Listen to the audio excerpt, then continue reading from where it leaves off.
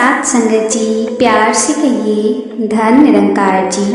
साथ संगत जी, दासी की आप सभी संतों से यही प्रार्थना है कि आप दासी के चैनल को लाइक, सब्सक्राइब एवं शेयर अवश्य करें। साथ संगत जी, दासी का आज का विषय है परमात्मा को क्यों माने। साथ संगत जी, हम सभी के ख्यालों में ये विचार होता है कि भला हम इस परमात्मा को ही क्यों मानें। तो साथ संगत जी, आइए आज इस विषय को ही समझते हैं। ईश्वर प्रभु परमात्मा पर आस्था रखने वाले को आस्तिक कहते हैं। जो परमात्मा पर आस्था नहीं रखता उसे नास्तिक कहते हैं। धन्यवाद के पात्र वो हैं जो यह जानते हैं और मानते हैं कि ईश्वर परमात्मा है और ये सारी कायनात इसी की देन है। ये ही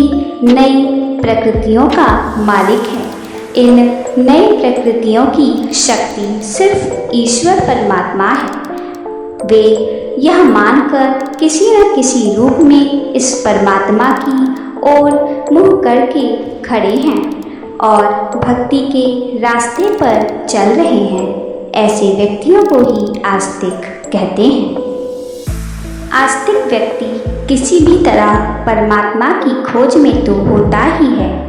वह यह भी आकांक्षा रखता है कि किसी भी तरह से सुख, शांति, आनंद की प्राप्ति हो। जाने अनजाने में वह इनकी खोज में चलता फिरता रहता है।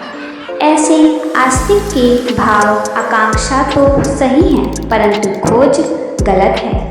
ये आपको भी मालूम है, जो कि वस्तु जहाँ हो वहीं ढूंढी जाए तो वो अवश्य प्राप्त होती है।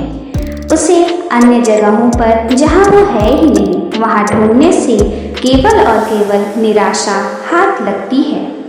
परमात्मा भीतर है और मानव उसे कहाँ कहाँ खोजता है।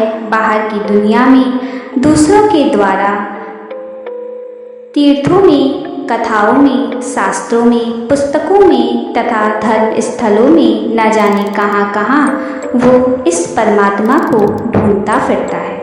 यही एकमात्र भटकाव उसके जीवन में उतरा है।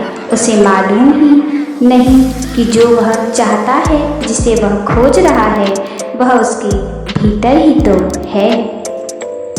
साथ संगत जी, तो आइए एक उदाहरण के द्वारा इसे समझने का प्रयास करते हैं। यह संसार आज तक किसी का नहीं बना। मरीचिका की भांति इंसान प्यास सा ही मृत्यु के हवाले हो जाता है। जैसे मृग प्यास से तड़पता हुआ जल की तलाश में रेगिस्तान में भटकता चला जाता है। दूर से चमकती हुई रेत में उसे पानी का आभास होता है। रेत को पानी समझकर सरपट भागता है। वह जितना भागता है उतना ही पानी उससे दूर होता चला जाता है। नगर से दूर जंगलों में पहुंच जाता है। उसकी प्यास बढ़ती ही चली जाती है, परंतु पानी नहीं मिलता। ठीक यही दुर्दशा मनुष्य की है। सुख आनंद की खोज में संसार के पदार्थों को पीछे जीवन भर भागता चला जाता है, परंतु जीवन में सुख का नामो निशान भी नहीं रहता। कारण एक ही है कि खोज गलत है। संसार के पदार्थों से सुख आनंद की आशा करना ऐसे ही है जैसे पानी को भिगोकर माखन की आशा करना। हमने यह समझना ही होगा कि सिर्फ आस्तिक होने मात्र से काम नहीं चलेगा, बल्कि जैसे आकांक्षा हो वैसी ही खोज भी हमें करनी होगी। ये 5 तत्व जिससे इंसान का पुतला खड़ा हुआ है, ये 5 तत्वों से बना यह शरीर है। ये ही 5 तत्व हमारे इस शरीर की जरूरतों की पूर्ति करते हैं। ये 5 तत्व भौतिक भगवान हैं, यानी प्रकृति के 5 तत्व हैं। ऐसा सत्य तो जो कभी मरता नहीं, ऐसा चित्त जो चेतन है, ऐसा आनंद जो दुखों से रहित है, सुखों की खान है, ऐसे प्रभु निराकार को हम अपने अंदर भगवान के अंश के रूप में जाने, जिसे हम आत्मा कहते हैं। ध्यान रहे, आत्मा के बिना शरीर मृत है। आत्मा जो हमारे ये भौतिक शरीर 5 तत्वों में इस मानव शरीर का संचालन करती है, तभी हमारा शरीर जीवित माना गया है। अब हमने जाना कि हम परम ब्रह्म परमेश्वर जो कि निराकार है, उसी की संतान है और उसने यह प्रकृतियों अपनी संतानी हेतु ही बनाई है। वही इन प्रकृतियों का संचालन भी कर रहा है। सत्संग जी, हम सभी को ये समझना होगा कि इस संसार में जो कुछ भी है इस निराकार प्रभु द्वारा ही बनाया गया है। आइए जानें कि हम परमात्मा को ही क्यों माने। सत्संग जी, इसका उत्तर है कि पैदा करने वाला, चलाने वाला, खत्म करने वाला एक ईश्वर ही है और यही सभी उत्पत्तियों का स्वामी परमपिता परमेश्वर, सभी आत्माओं का पति, तीनों लोकों का स्वामी निराकार है। ईश्वर परमात्मा को जानने से तात्पर्य है कि ईश्वर की अनुभूति होना, और इसकी अनुभूति ही मनुष्य को सहनशीलता, धैर्य, सरलता व सहजता की ओर अग्रसर कर सकती है।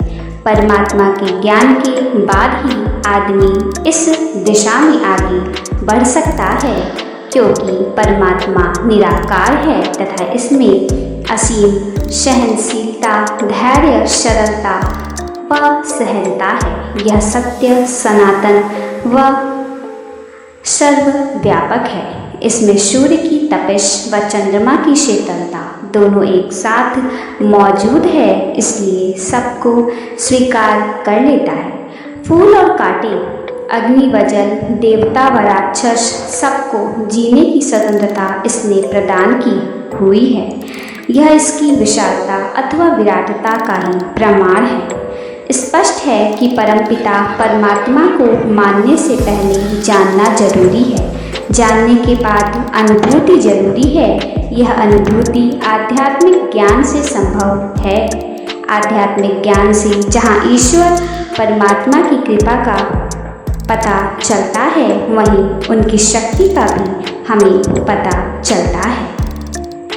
सत्संग जी, ईश्वर परमात्मा के सम्मुख होते ही पाप दूर भाग जाते हैं, नज़दीक नहीं आते, परंतु परमात्मा से विमुख होते ही सब पाप चिपक जाते हैं। कारण यह है कि जीव केवल परमात्मा का ही अंश है। परमात्मा से विमुख होकर अस्त पदार्थों में लगने से ही वह बंधन में पड़ा है। परमात्मा के सम्मुख होते ही मुक्ति है। संसार के सम्मुख होने से सांसारिक वस्तुएं अधिक नहीं मिलेंगी। प्रत्येक जितनी वस्तुएं प्रारब्ध के अनुसार मिलने वाली है उतनी ही मिलेंगी, पर हानि पर यह होगी कि हम परमात्मा प्राप्ति से ही वंचित रह जाएंगे। इसलिए हमें परमात्मा के सम्मुख होना चाहिए। परमात्मा के सम्मुख होने से सांसारिक वस्तुएं जो प्रारब्ध के अनुसार मिलेंगी ही, उनके मिलने में कमी नहीं आ रहेगी और परमात्मा की प्राप्ति भी हमें आसानी से हो जाएगी। संत महात्मा कहते हैं कि संसार की तरफ चलना अपना महान पतन करना है और परमात्मा की तरफ चलना महान उत्थान है। भक्ति की यह प्रार्थना होनी चाहिए, परमात्मा के आगे की अपनी कृपा भीख मुझे बख्श देना।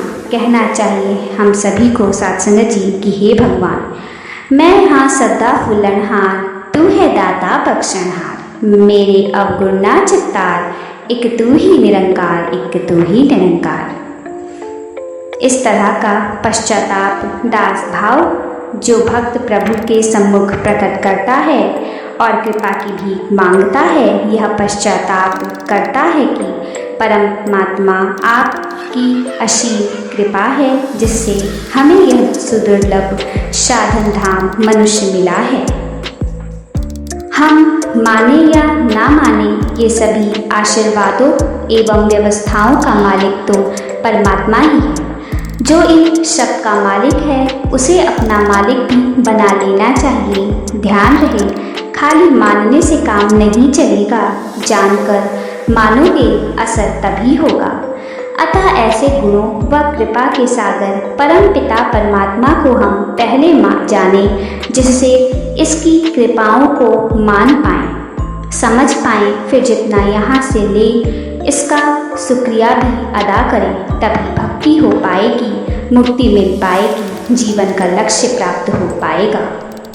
साथ संगत जी, हम सभी को अपने जीवन में ये बात पूरी तरह स्वीकार करनी होगी कि हम जो भी बातें सद्गुरु माता जी के द्वारा सुने उन्हें अपने जीवन में अवश्य उतारें। साथ संगत जी, सद्गुरु माता जी जो कुछ भी कहती हैं और समझाती हैं, उनका लक्ष्य यही होता है कि हम उन बातों को अपने जीवन में उतारें। साथ संगत जी, यदि हम ऐसा करेंगे तभी हम अपने जीवन के लक्ष्य को प्राप्त कर पाएंगे। साथ संगत जी, प्यार से कहिए धन निरंकार जी।